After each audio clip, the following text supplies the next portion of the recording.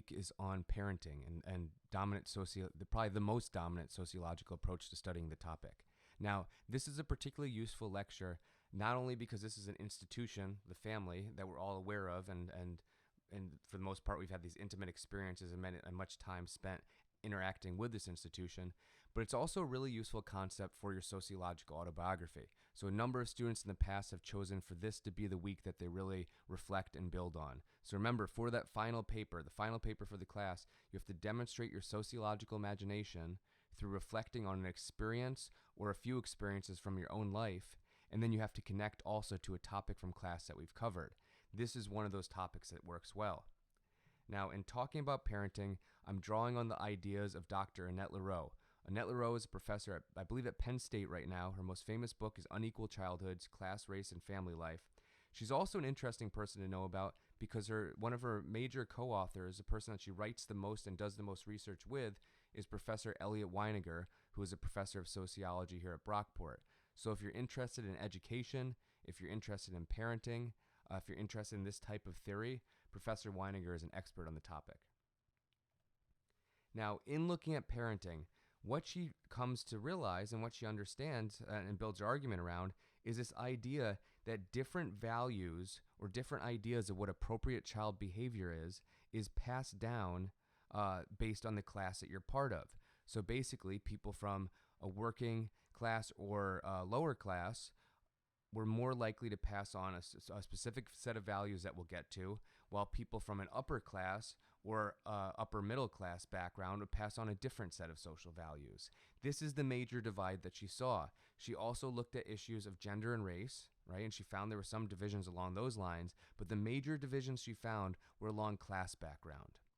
The way she did this research was she conducted an ethnography.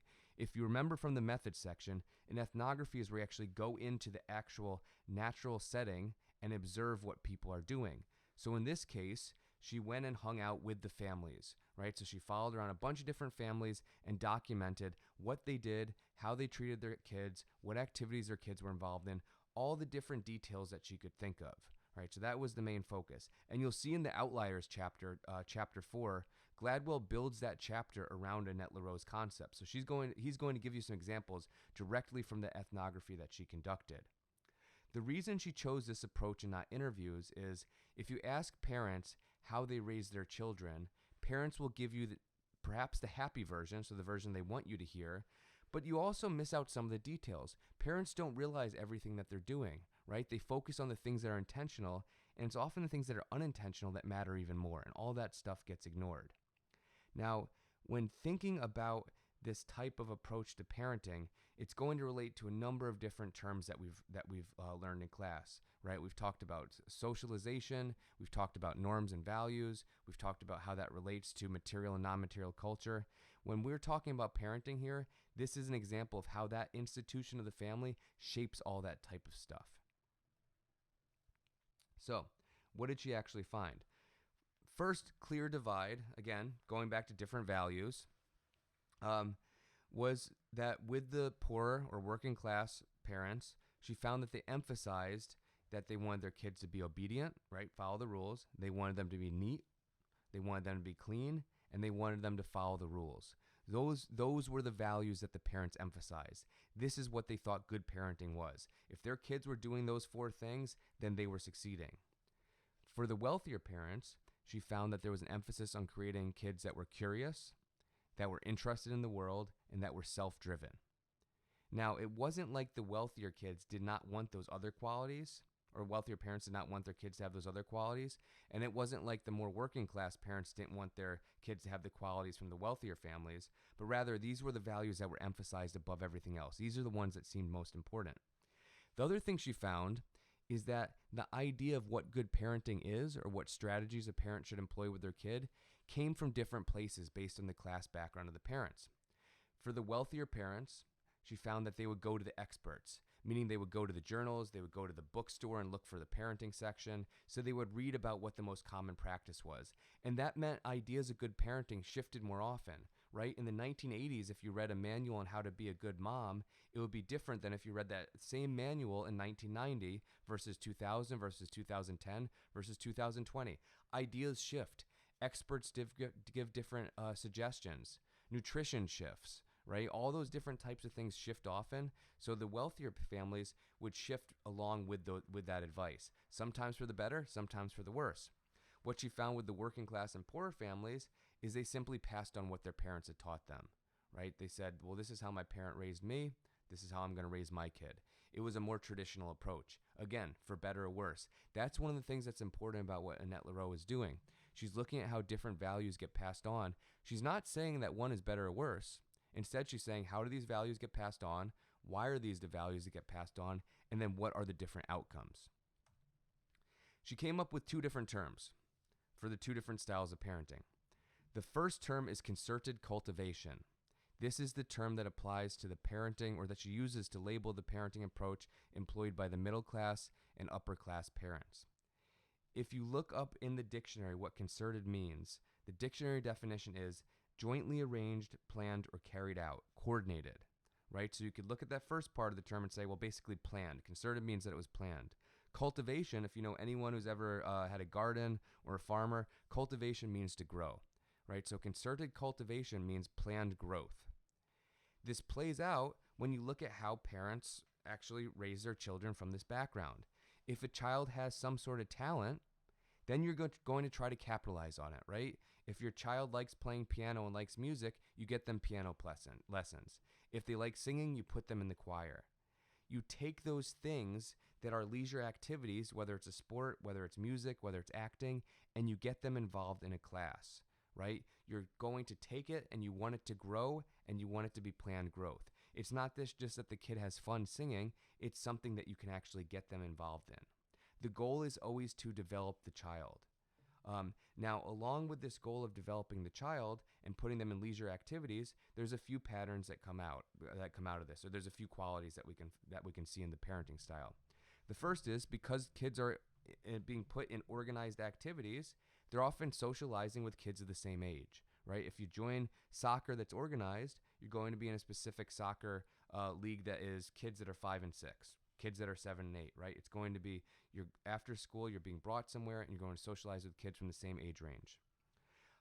When you're trying to convince your kid to do something, you're going to use reasoning rather than directives. Meaning, you're going to explain to the kid, here's why you're doing this. Rather than simply saying, clean your room because I told you to, you're going to say, clean your room because it's a good thing to do, and here's why it's a good thing to do. You're going to get the kid a sense of buy-in. Along with that idea that you reason with the kid instead of telling them what to do, this also fosters a sense of entitlement. Again, for better or worse, right? You're going to teach the kid, I'm going to explain to you why you're doing something, and you can disagree or ask questions. If that's with your parent, if that's with other types of authority, whether it's a police officer, whether it's a teacher, whether it's a professor, whether it's a doctor, ask questions because you are someone who can interact with them. They are not simply your superiors that you must obey, right? So these are different. This is a particular set of values and norms being emphasized. And you could also think about how it makes sense, right? What does it take to get a kid in all these different types of activities? Well, you need money, but beyond money, you need time to bring the kid to those activities. Someone has to drive them to youth soccer. Someone has to pick them up from choir practice, right? So it goes along with the resources that are available. This is in contrast to the natural growth model. Natural growth is a word that I don't really need to break down, right? Concerted cultivation means planned growth. This is just letting growth happen. Here the goal is to have your kids survive and be happy.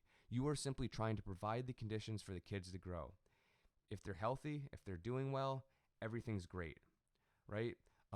When your kid gets home from school, you don't have to get them in an activity. You don't have to sign them up for a club immediately. Instead, play with other kids in the neighborhood. Play with your family members. Play with your brother. Play with your sister, right? Leisure activities are up to the kids themselves. Maybe it's video games. Maybe it's soccer. Maybe it's basketball. Maybe it's Dungeons and Dragons, right? Whatever you can come up with, but it's a kid who's going to decide for themselves.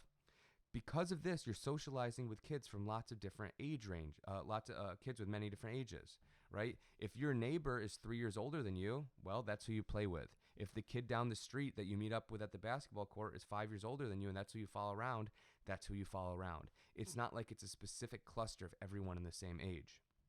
Could be your cousins, again, could be your neighbors, anyone.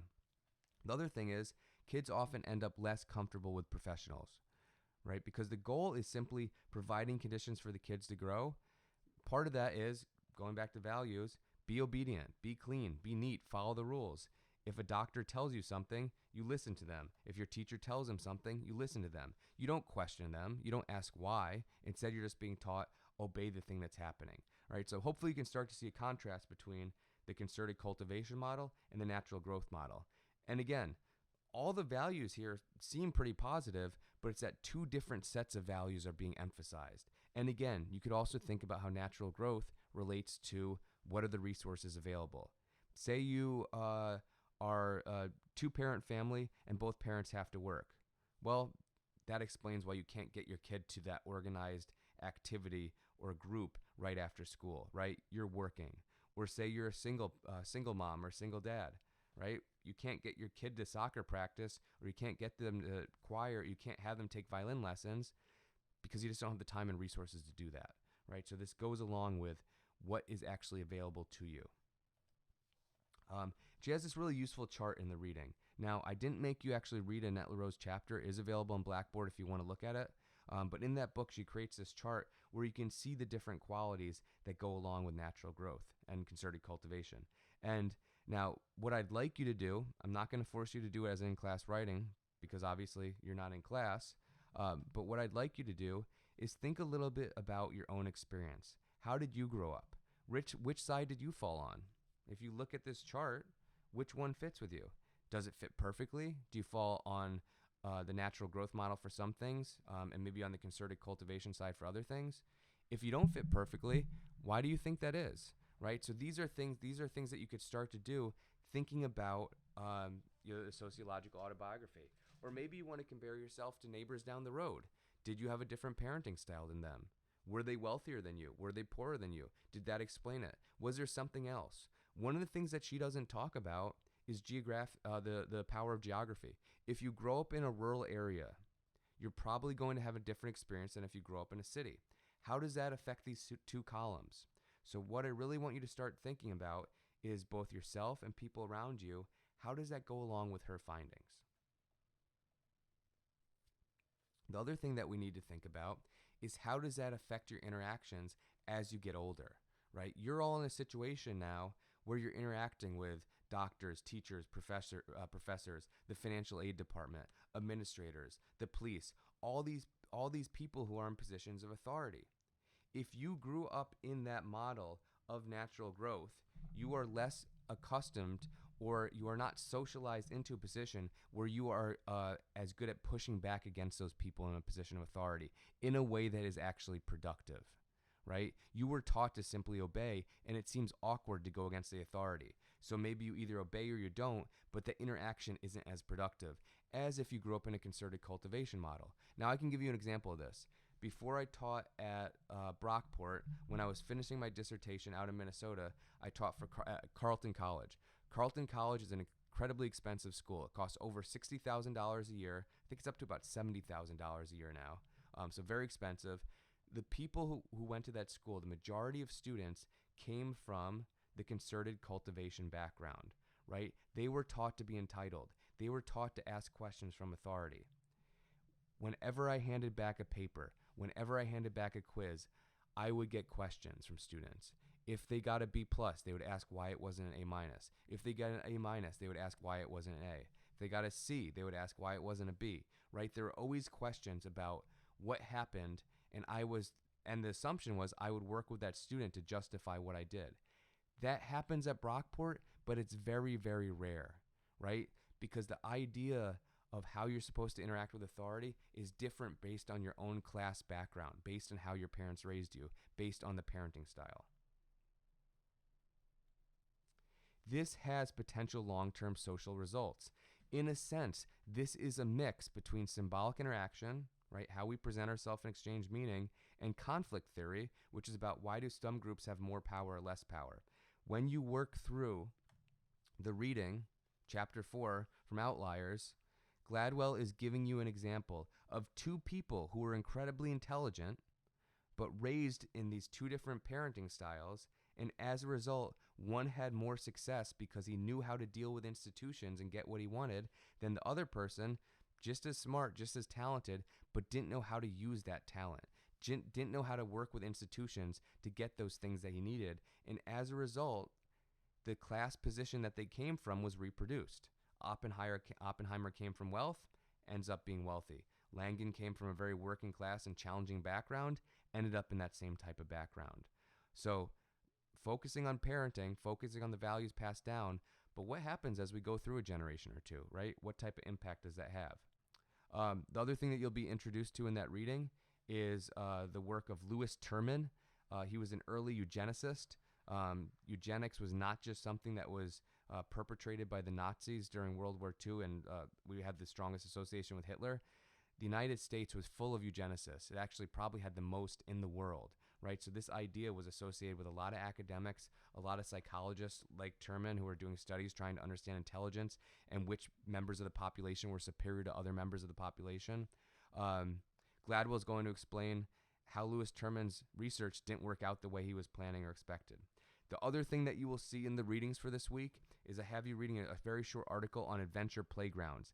This goes along with parenting, right? This is reaction to within concerted cultivation, parenting was getting too controlled. Kids didn't have the space to explore, the space to get hurt, the space to do risky things. So as a result, now we see the rise of these things called adventure playgrounds. So hopefully when you read that, you'll be able to make the connection. So, all right, hopefully that made sense. Email me if it did not.